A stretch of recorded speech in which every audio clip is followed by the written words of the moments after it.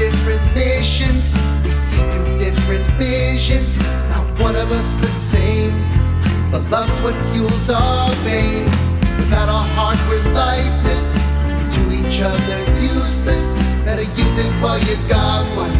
Know you're here for a reason. Oh, give the world a big cup of cold water. Give the world a big cup of cold water. What's going on, everybody? Welcome to another episode 22. You're going to throw me off, Jerome. 22. Episode 22 of the Nashville Scene Podcast. I'm one of your co-hosts, Jerome Moore. I'm always with my amazing other co-host, DP. What's going on? How's it going, Jerome? Good to see you again. It's an extra big podcast. It is. It's the big fella episode. Oh, man. We got the man himself. Big fella is here. We're going to talk about Juneteenth. We're going to talk about all the things Big Fella wants to talk about. How you doing, Big Fella? Thanks for joining us. Man, thank you for having me, cuz. Yeah, it's our pleasure. You already know what it is. So, Big Fella, for those who don't know, you do a little bit of everything. I would describe you as a Renaissance man. Thank you. But for those who are somehow unaware of you, how would you describe your background? Oh, man. Started out MTSU making a bunch of music and had a cooking show, and then I did a whole bunch of other stuff. I had record deals and TV deals and all of that. Ended up back in Nashville running a music publishing company and been hustling ever since, man. Left, came back. Where'd you leave to? I went back to Detroit for a minute. Okay. For about a year and a half, trying to get it jumped up. My father and my uncle were both here, and in 2012, my father passed away, and then like 6 months later, my uncle passed away, and I was like, man, I got to get up out of here, man. Yeah. And went back to Detroit to be part of the revitalization, working with Detroit Future Cities and the quicking companies and all that. Then got a call from like my big brother, who we had the publishing company on Music Row, dude named Commissioner Gordon Williams, man. He's like one of them big Grammy dudes, man. He did like Miseducation Lauryn Hill and Amy Winehouse's first album was Salon Remy and Welcome to Jamrock and Carlos Santana's Supernatural. He was known for doing music that's critically acclaimed and but commercially successful. So he called me when I was in Detroit. He's like, hey, man, I need you in New York, man. We got the Manhattan Center in New York, and we putting it all together. So I went up there to do that, and then ended up coming back down here. My daughter, she was going to Warner right over there, and it just got weird. The school got weird. They switched out the principals, and then it turned into like Dangerous Grounds. Like that Coolio movie, It turned into that with elementary school kids. It was wild. I mean, it was super wild. So I ended up coming back and substituting at the school. I just left New York, came back here, substituted at the school, and threw me back into Nashville. And in that 2.5 years, man, Nashville changed so much. In 2 years, everything changed. It was different. So I had to refigure out the lay of the land. Like, okay, where do I fit back into this? And process trying to get the cooking show back going. Cooking with Big Fella. Cooking with Big Fella, the hustling gourmet. Hey, we coming back with it though. Like, no, it's coming. See, we coming. It's coming. It's coming back. Yeah. So Cooking with Big Fella, that's where a lot of my friends and I got to know you through. And you say you're going to bring that back, right? But for sure. We bringing it back. I think we describe you as a media personality usually when we bring you up in the scene. Is that a fair way to put it? It is a fair way to put it. I'm cool with all of it, man. Oh, great. Yeah. Just a personality. Yeah, just personality. I'm down with it. I'm down with all of it, man. And so got back here, and then was like, what I'm going to do? And we end up starting a Tupac festival, which was wild in 2017. I always wanted to do a live show with Tupac music.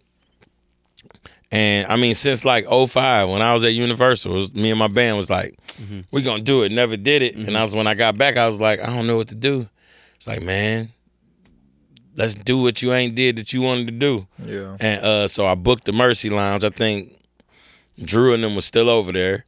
And I booked the Mercy Lounge.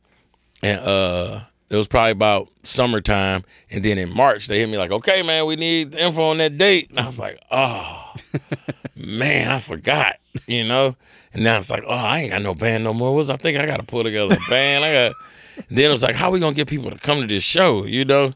And we just started adding stuff to it, and then everything snowballed. Then we found out that movie was coming out, and then it turned into 7 Days of Thug Passion. And when we went to do it in 2018, we realized during that 7 days, Juneteenth happens. So I was talking to my partner. I'm like, hey, man, what's going on for Juneteenth? We looked around, and we didn't see nothing. We was like, well, we got to do something for Juneteenth. Pac is cool. I love Tupac, but that's one artist. Juneteenth is like a whole culture. And we did that first one. At the same time, the African American Cultural Alliance, they do African Street Festival, one of the oldest African American cultural organizations. They asked, it was like, man, will you come over here and work with us on the street festival? They was trying to get the young people, quote unquote, the young people. And I was like, okay. So I go over there, go to all the meetings, go to street festival, and then realize, man, 40 years of having an organization is dope. It come with like 40 years of track record, 40 years of like being known for this and consistency. But it also come with 40 years of relationships. It's people that was working together for 25 years. You know what I'm saying? Like, you can't be the new dude coming in trying to change something. It don't work like that. So I told Kwame at the time, I was like, Kwame, man. Kwame Lillard? Yeah, Kwame Leo Lillard, the big homie. And I was like, hey, man, I don't think I could be as effective as you think I could be as the thought process. And I was like, look, we're going to start this Juneteenth thing. We're going to do it. It's like, let's partner up. Y'all the OGs. Y'all shouldn't have to do no heavy lifting, you know? So let's hook up on it, and we'll do the quote-unquote festival part, and y'all make sure that our history is right, the culture is right, make sure we doing that part right, and y'all should be able to sit back and chill, man. Y'all shouldn't be doing no heavy lifting. Y'all old. You know what I'm saying? Y'all already did the heavy lifting. Right. Let us do it. And that's when we started that first Juneteenth thing in 2018. And was there really much of an organized Juneteenth celebration in Nashville before that, before 2018? I heard that there was one way before that I want to say something that had to do with Fort Negley did it. But once again, I think it was older people, and they was even getting older than when they was doing it, and it was just kind of a small thing and just like commemorative type of thing. I don't think they thought on the festival scale of what we was talking about. Like celebration style. Yeah. They weren't thinking like that. It was just like acknowledging this happened. So no, it wasn't nothing, man. And when we did it, we kind of took the same Pac Fest model, man, and hooked. It was like stone soup, you know. It's like, I'll give you one cool example. So there's a girl named Fallon who had Black in Tech. She had ran this Black in Tech group, and she was like, I want to be part of Juneteenth. I was like, come on, Fallon, we gonna do this then, girl. It's on. Yeah. Then she came back about a month and a half before, and she was almost crying like, I can't do this. This is too much. I'm like, dang, what's wrong? She was like, well, I got Netflix. It was a movie with these two science kids. I forgot what it was called. You know what I'm talking about? Nah. It was like they was building a time machine or something. Oh, I know what you're talking about, but I can't remember the name. Yeah. So that was coming out. She's like, well, I got Netflix, and they said we could do a screening of the movie, and the director would talk to the kids. She was like, but I don't know how to get no kids, and I ain't got no location. I'm like, girl, you did the hard part. Right, yeah. I was like, okay.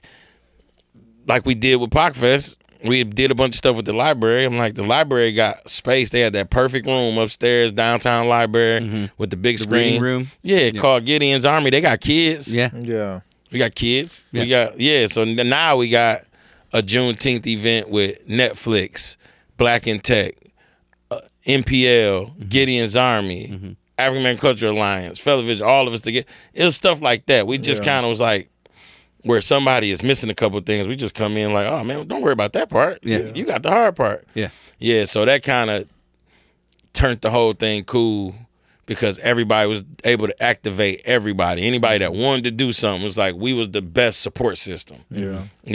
So that was Juneteenth 615. I think, like, people, like, I don't think they sleep no more, but maybe has slept on in the past. Like, we have I think one of the most robust Juneteenth like line up a week, like weeks in the country. Oh yeah, we up have there. like stuff like from this past weekend up to Juneteenth. Right. Past It's like Juneteenth. Some people celebrating next weekend. Yeah, so it's like so much stuff like, and it's just amazing to have it in Nashville. And especially if you just now moved here, I think it's one of the premier events. Is like if you want to come see what the city is about, just the whole week, come out to any of the Juneteenth things. Yeah, which is because you get a melting pot of everybody. Yeah, I always when we first started it, who was the mayor? I think Briley was the mayor at the time.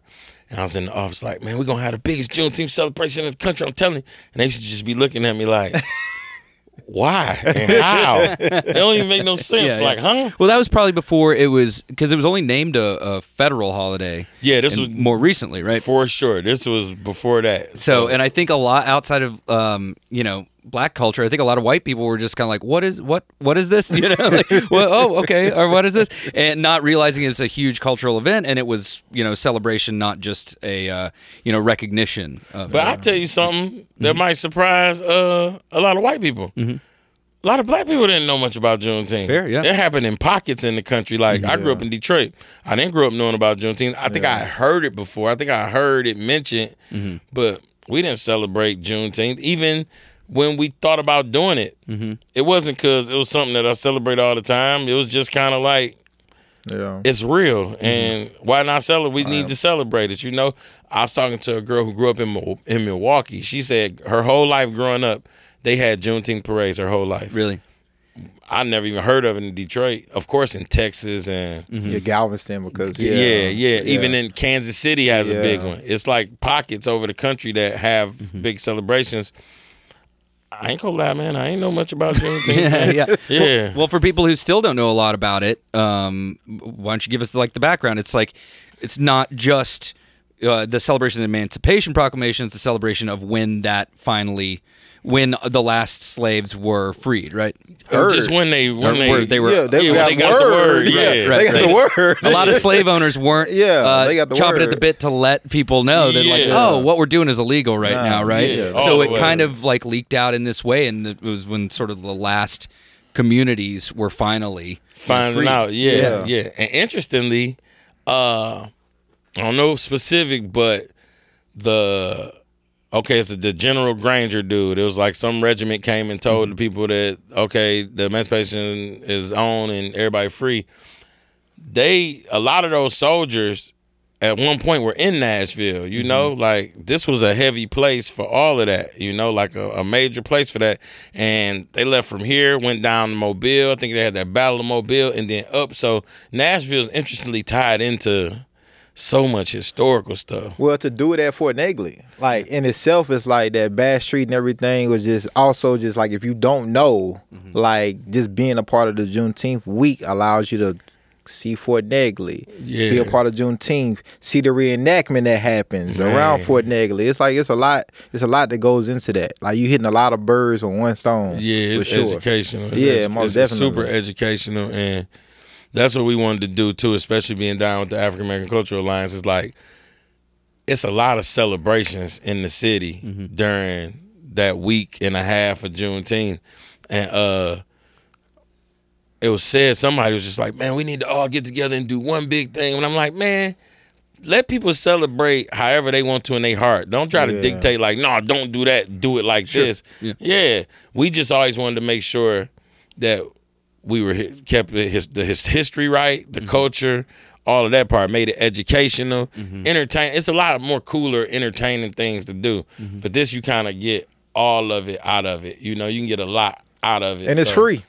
Yeah, it is free. And it's free, yeah. Of course, it being centered at Fort Negley built by black labor, generations and generations ago, all kind of returning there. There's historical reenactments. There's a big fireworks show. Yeah. So you kind of get a little bit of both. You were saying like, it was kind of observed as a historical thing, less a celebration, but now you got both in that same spot, right? Yeah. Is it like super meaningful to have it at Fort Negley each year? For sure. That give it a lot more weight to it because it's like honoring the people that lived and died out there too, Literally. Yeah, like literally. Okay, so this is a good fact. You ever heard the term I'm my ancestors' wildest dreams? I have heard that expression, yeah. Okay. A lot of white people ain't never heard that. I've heard it, yeah. Yeah, it's like, that's heavy in the black community. I'm telling you. That's got a different meaning if you white people say, "I'm my ancestors' wildest dreams." Right, of course. Yeah. What does that mean? Yeah. Community Foundation of Middle Tennessee transforms thoughtful generosity into lasting positive change, connecting donors with nonprofits to build a thriving, inclusive Nashville. As a trusted partner and convener, CFMT helps caring residents make a meaningful impact today and for generations to come. Learn more at cfmt.org. No, so I got to see when we was doing the reenactment, like the literalness of it when so we got Dr. Angela Sutton from Vanderbilt. She's a Vanderbilt historian. She does a Descendants Project, which all the people that came, families that originated Fort Negley, St. Cloud Hill. Even the fact that Edge Hill is called Edge Hill because it was the edge of the hill. Yeah. You know, it's like a lot of that. People are still around. And she gave us these stories and narratives and of these people who lived out there, like actual stories people wrote about or people wrote themselves. And with the reenactment that Rome was talking about, we had Sean Whistle with Destiny Theater. Sean, he cold. He's so cold. Sean cold. right? Yeah, He's so cold. So we had Sean get some actors, and they literally brought these people's stories back to life. So if you do the tour, the first person you encounter is a dude named Samuel Green. This was a real dude that lived out there, worked out there. He might have died out there. We don't know. But you actually meet him. So literally, there's no way a random black dude on Fort Negley in 1860 whatever could possibly imagine somebody bringing him back to life in a place where he was. He can't even. That's literally our ancestors' wildest dreams. Because that'd be a wild dream for them to have had back then. So by doing that, you know, it's like we honoring all of them, bringing them, letting them live again, or just in memory of, you know, saying their names and really bringing their ass back to life. Man, what would you say to? Because you know we got a lot of new people just in Middle Tennessee and Nashville. For those who haven't attended a Juneteenth 615 event, especially the one at Fort Negley in specific that's happening this Thursday, what would you say to them to inspire them, persuade them to come out and check it out and bring the family too? Man, like,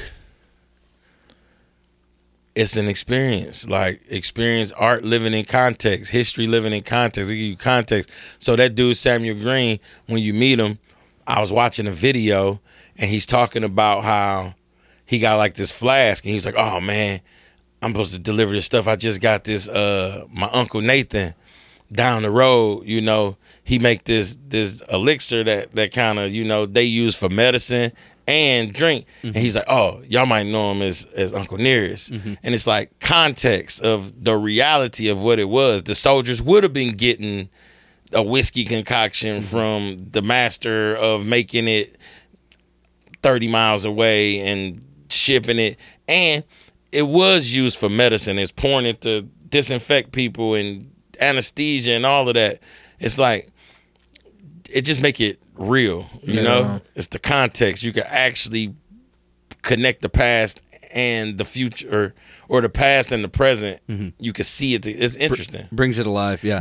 Because it's easy to, like, you know, even if somebody's like really into like reading Said about the future. Like, look at that Uncle Nearest. What you in the future? What you in the future? If you have enough. I've definitely. I said the future. I've definitely time traveled on some Uncle Nearest before. Yeah, that's 100 Said proof. put you in the future.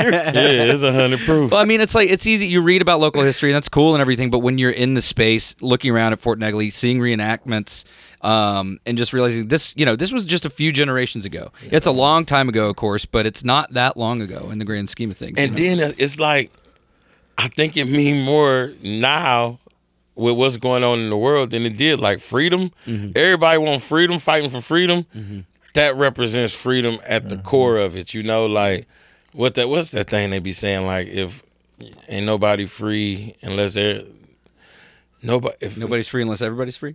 Yeah, that's what somebody said. Something like that. Something like that. Something like that. Yeah, Yeah. something like that. But I mean, that's kind of it, you know? Like, that's why we dealing with what we dealing with now. It's like, okay, you're going to keep getting it. You want to escape all of that? then we got to make space for everybody to be free if you really want freedom. Yeah. You'll never get it with people around you not getting it. So that's what we're experiencing now.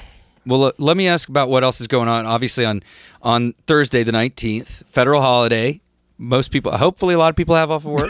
The scene offices are closed. There's that big celebration. But is anything going on after the date for people listening to this after the fact? Do they have to wait till next year? Is there anything they can experience in the meantime? Okay, so restaurant week will still be going on. Juneteenth restaurant week. Get the app. Download the app. Download the app. I left my poster in the car. See, that's why I'm here. Download the app. Yeah. I got the app. The Juneteenth 615 guide got all of the restaurants that's participating, they specials, and it has Juneteenth events on it too. You can click on and get more information. And if you check in at a restaurant or check in at an event, you get entered to win these prizes. We're giving away a trip, to 4 days, 3 nights, or 3 days, 4 nights, 4 days, 3 nights, whatever it is. We got about 10 different locations to pick from. That's amazing. I'm pretty sure we're gonna give away a private dinner at an undisclosed location put together by Mr. 100, Chef Sterling Wright from Hell's Kitchen. He gonna come do a private dinner. That's cool. For we're just gonna pick it out the draw. Whoever is entered to win, and all you gotta do to enter the win is go to a restaurant.